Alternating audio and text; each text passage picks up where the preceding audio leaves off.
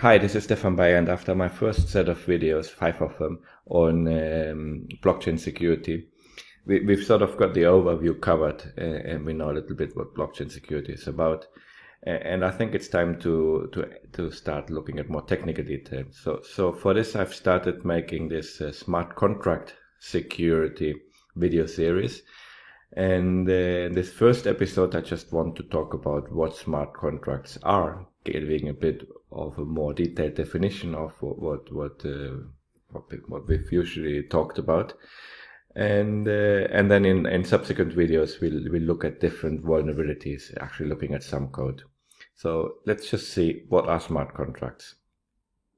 Smart contracts were probably first mentioned by Nick Szabo in around 1996, I believe.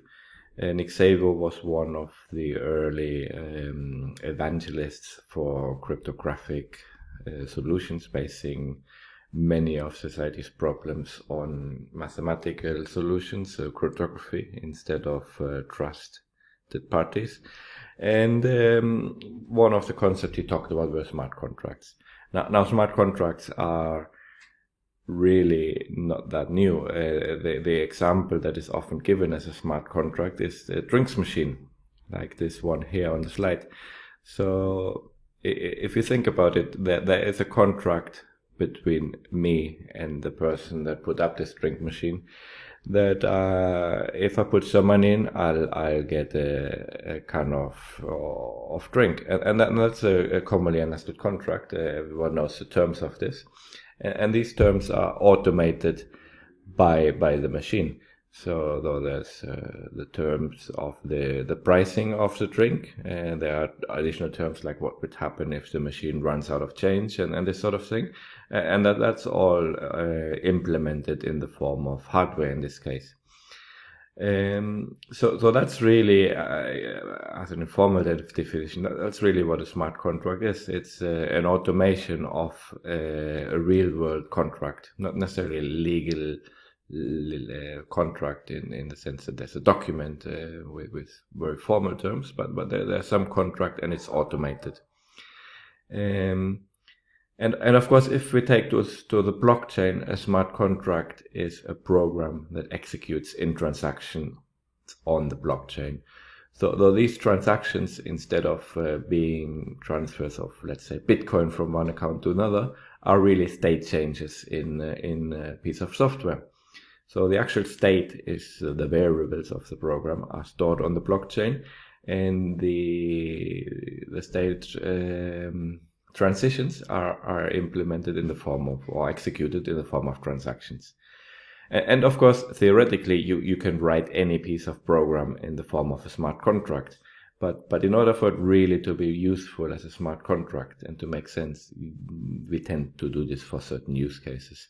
And that's usually when there's some value involved. Whenever we want to reduce the trust in a third party, we can express this value in the form of a token or something else on the blockchain, and define smart contracts with the transitions and the movements that are allowed for this token.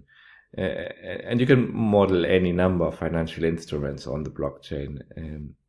Another use case would be if we want to trustlessly ensure the integrity of some data. We know quite common use cases to store a digital footprint of a piece of off-chain data on the blockchain.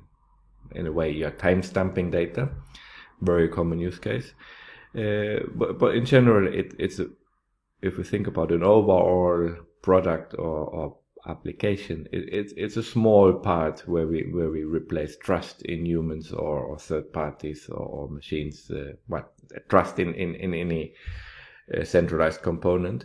We replace it with trust in a mathematical cryptographic protocol, and that's a definition of a smart contract on a blockchain.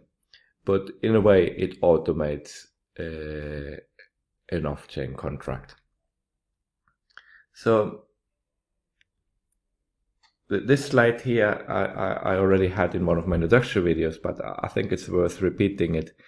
And it's to explain a little bit the security issue involved with smart contracts.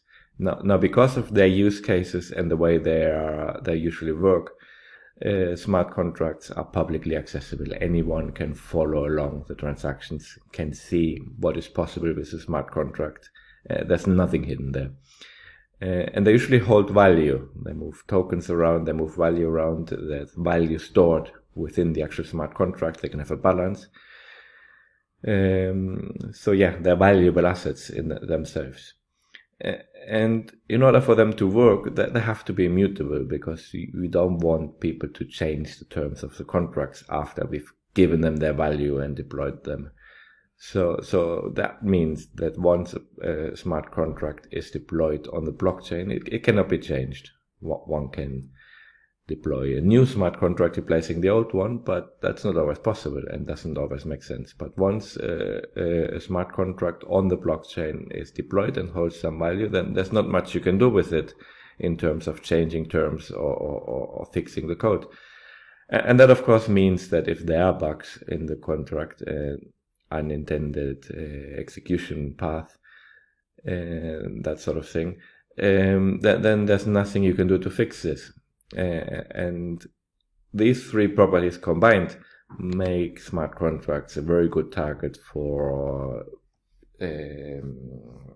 cyber security attacks.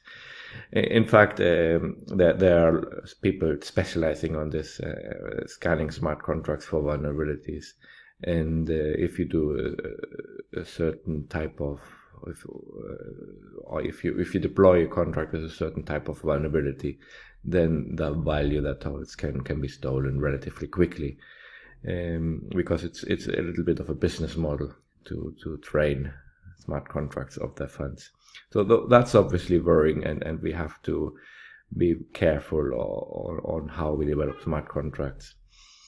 And this slide is also not new, but I'll just put it up quickly. In 2018, I audited 22 large projects. Some were tokens, some were ICOs, but there were STO platforms, investment funds, prediction markets, even insurance policies. There's all sorts of interesting projects. And these are the statistics of the issues I found.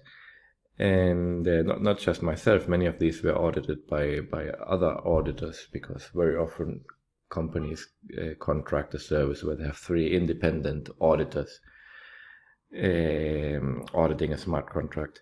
But anyway, these are the statistics, and there's quite a lot of vulnerabilities. And the interesting fact is that none of the 22 projects were completely flawless. And that of course just goes to show how difficult it is to get these smart contracts right, and that's a very interesting and important fact.